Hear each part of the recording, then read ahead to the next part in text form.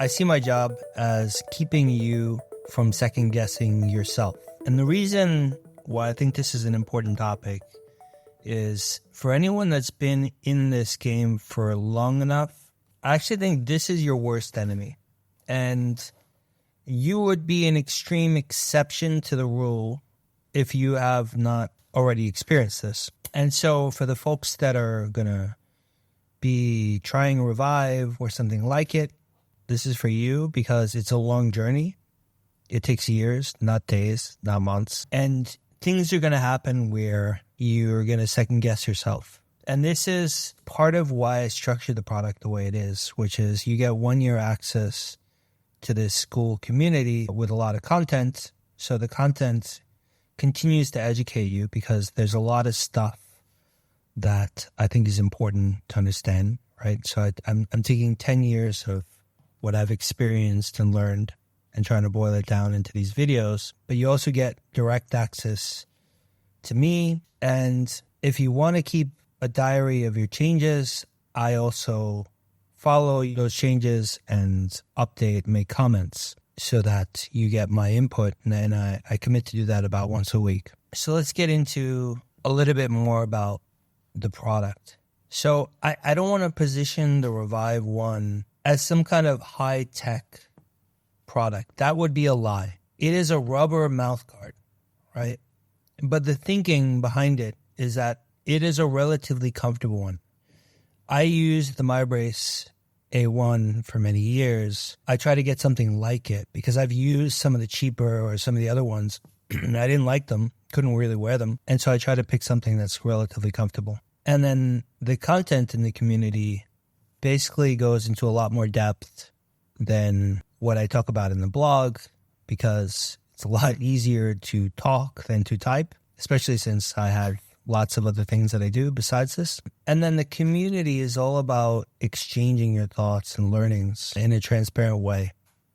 And for me, transparency is one of the core pillars behind the community, and that I want people to hear other stories very openly, right? I'm not trying to hide anything. And that was what frustrated the hell out of me for years with dentists, because I would ask them, can I speak with some of the other patients that you did the same thing that you're proposing to do on me? And they would always come up with some garbage about how, data protection or something like this. And I always wonder, why am I not hearing these good stories on the Facebook groups? Like if this therapy or this treatment, this splint treatment that you're telling me about is so effective, why am I not finding people on the Facebook groups that I'm on where there was many thousands of people?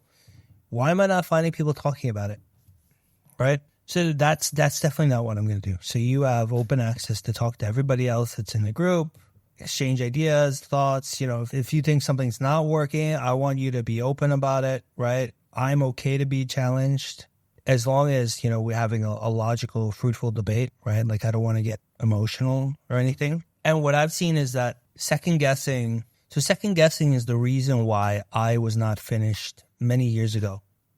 So I'd say what I'm doing right now, I stumbled upon either in late 15 or 16. And I basically took this stuff to what I call the end, even back then. I was doing the same stretches I'm doing now, my whole neck and jaw repositioned, and I felt amazing. I felt like I gained half an inch of height and everything functioned great. I looked great. And then I screwed it up at some point. Like I forget how I screwed it up. I think I always had the idea of styrecta, and you had a lock-in occlusion, which would have screwed it up, right? Because the way I'd gotten there was more or less flat occlusion. And then from 2017 to 2020, I just kept going in circles. Like I don't even know how many circles, but I would do something like styrecta or do something like Marcello told me.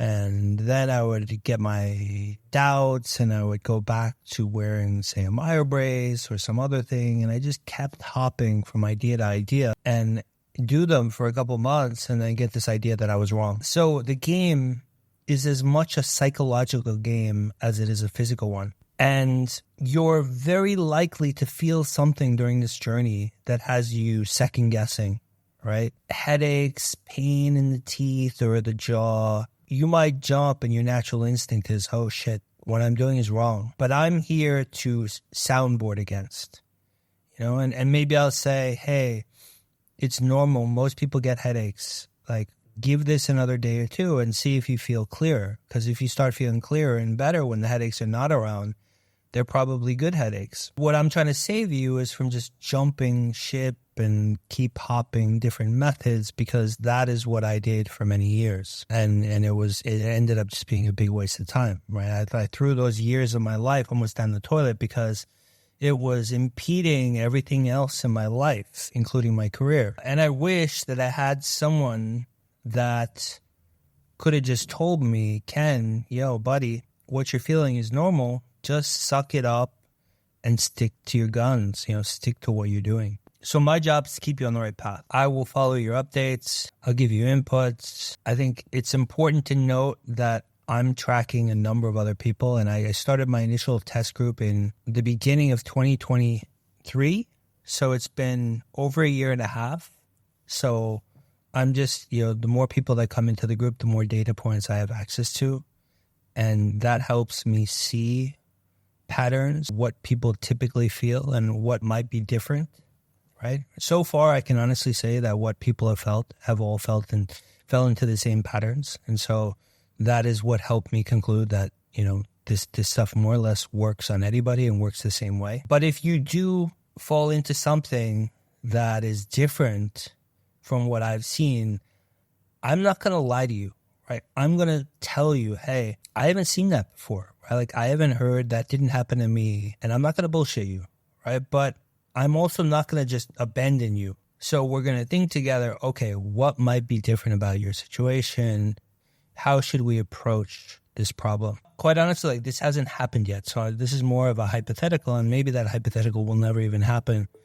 But, some folks have permanent damage to the joint and things that might add complexities. And those complexities might be things that, I or other people in the community have not faced before. So I don't leave out the possibility. Thanks.